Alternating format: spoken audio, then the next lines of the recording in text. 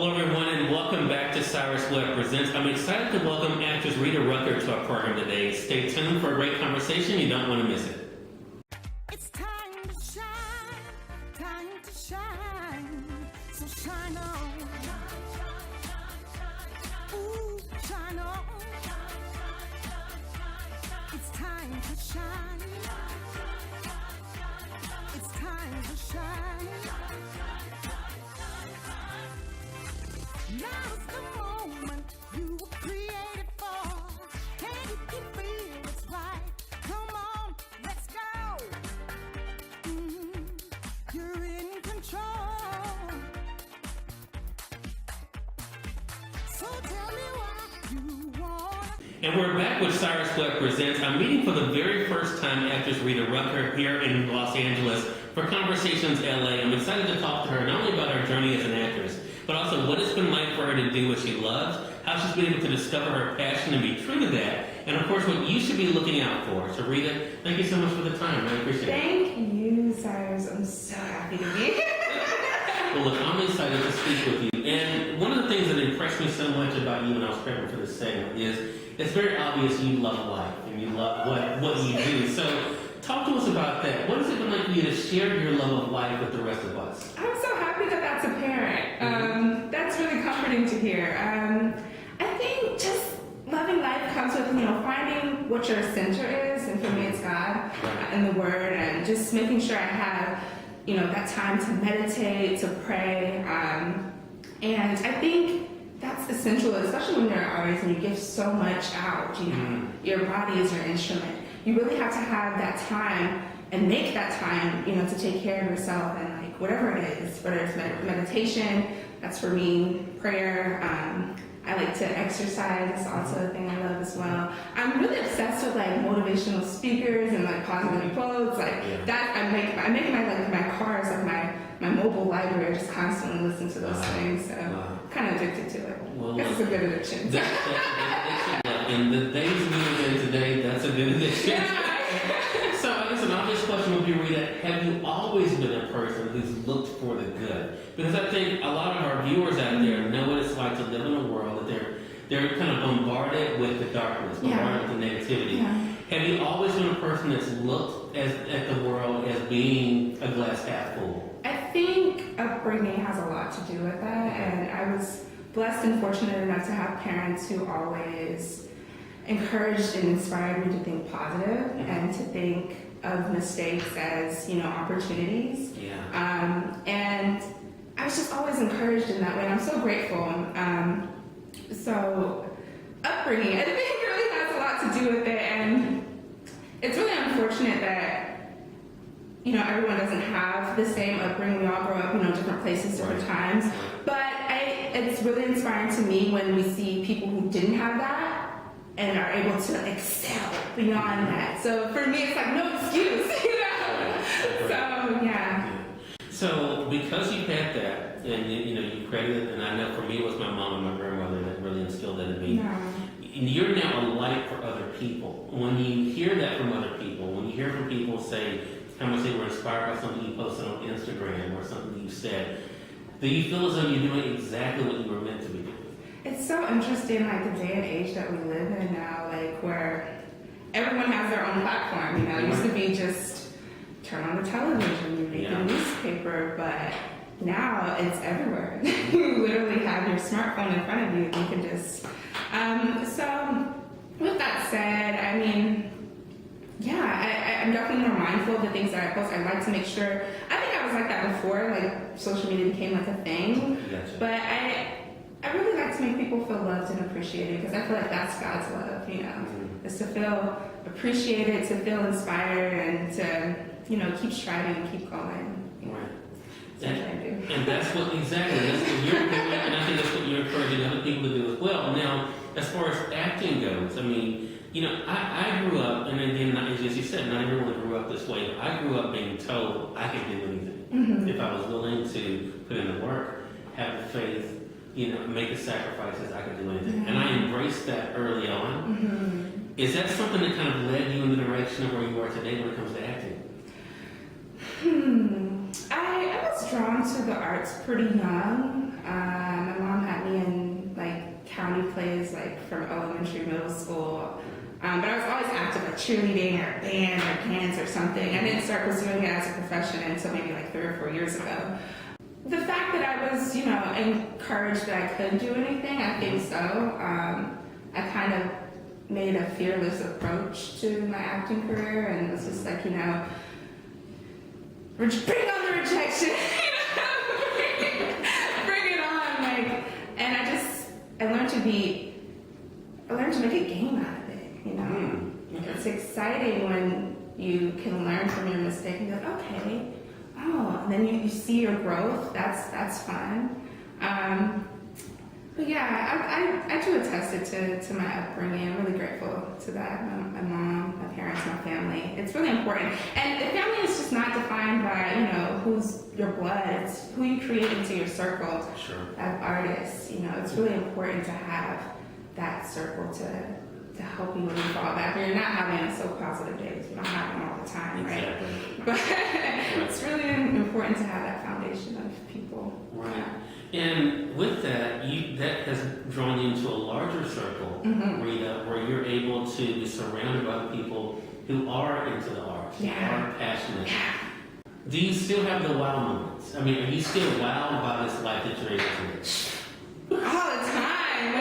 And it's the little things. I think, it's easy, especially in industries such as acting, especially for film and television, to, get all starstruck in Hollywood and have that as your goal. But one of the quotes I like to live by is if you can't be happy with nothing, what makes you think you'll be happy with everything? And so it really, really reminds me to live in this moment and just to be grateful for those that are close and, be content with where you are and just be eager for more. I think is always a good vibration to be in. But yeah, it just makes me so grateful. I constantly have wow moments. Actually, as an actor, I feel that I learn more when I'm able to watch my peers and sit back. I feel like I'm able to, really observe, okay, that was an interesting choice that they made, especially in acting class. I think it's really a great learning ground to watch your peers. So all the time, wow moments happen. Every day is wow. Yeah. So I've been talking a lot during this trip, Rita, and I actually do it a lot on my radio show, talking about faith over fear. And like you said, we don't always have good days.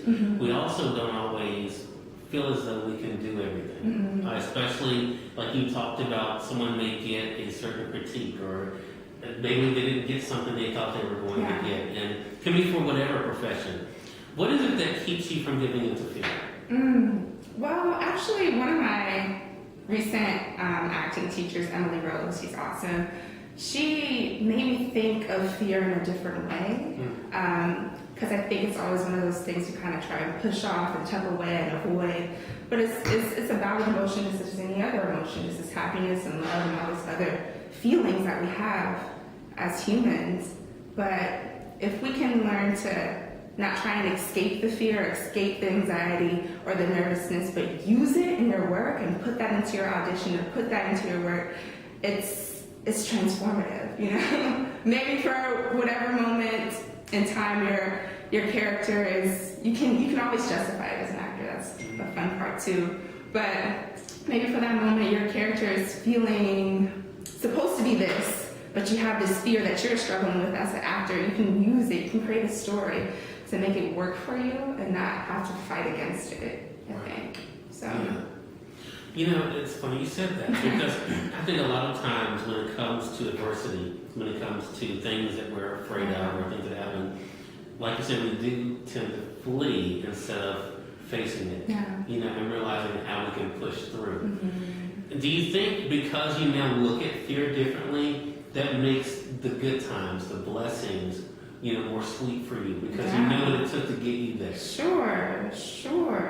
I mean, I think you always have a choice, especially when it boils down to how you feel. And it makes it more sweet. Like the fact that you can get through what would be seemingly like a horrible moment or like a bad feeling and like find the good in it. I think when it actually becomes better, you're like so much more appreciative of it. Absolutely. For sure. Yeah. Being a role model is not something everyone embraces. And I've been really surprised, to be honest with you. I have posed a version of this question to people. Been surprised when people say, I don't look at myself as a role model. It's not what I'm trying to be. I'm just trying to live my life. And if someone finds value in that, that's great. Is that something that you embrace, aspire toward? Or how do you feel about when it comes to others and how they view the journey that you're on? Yeah, I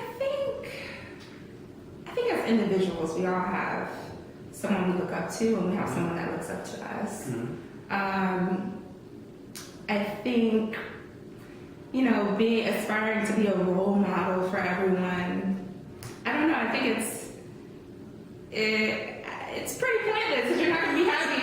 You're not going to make everyone happy, right? And it goes, you put all these like different people on pedestals, but really it's not necessary. Like you're special in your own way, and you're a role model, whether you accept it or not, in your own special way. And I think everyone has that value. Every single person adds that value to the world. Yeah. That's everyone has value, including you. And I think that's a great reminder. That's a great takeaway from this. To realize your value, to realize your worth, and to be able to go along with that. I've had an interesting struggle that I've been very public about, Rita, and that is trying to appreciate today and thinking about what's coming, what's ahead.